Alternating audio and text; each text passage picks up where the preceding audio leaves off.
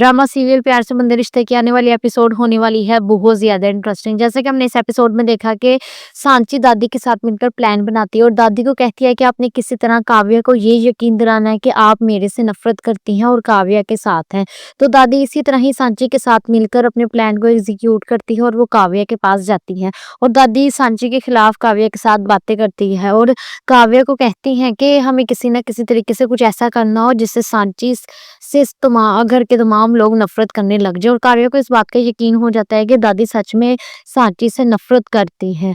फिर हमें ये दिखाया जाता है कि फिर हमें ये दिखाया जाता है कि काव्या को बार-बार उस आदमी के फ़ोन आते हैं कि मेरे पैसे वापस करो। तो काव्या उसको यही कहती है कि मेरी बहुत जल्दी बड़े घर में शादी होने वाली है, तो मैं वहाँ से पैसे लेकर तुम्हें दे दूँगी।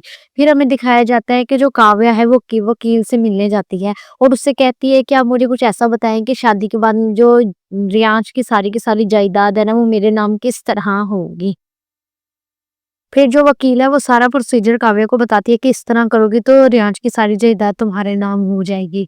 फिर अब आने वाली एपिसोड में मुझे लगता है कि ये दिखाया जाएगा कि सांची कोई ना कोई नया प्लान बनाएगी और काव्या की सारी सच्चाई किसी ना किसी तरीके से रियांश के सामने ले आएगी।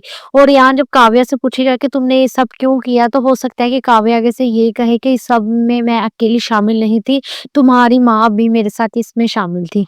बाकी आपको क्या लगता है कि जब रियाज को इस बात की जब काव्या की सच्चाई पता लग जाएगी तो वो क्या करेगा? तो कमेंट करके ज़रूर बताइएगा।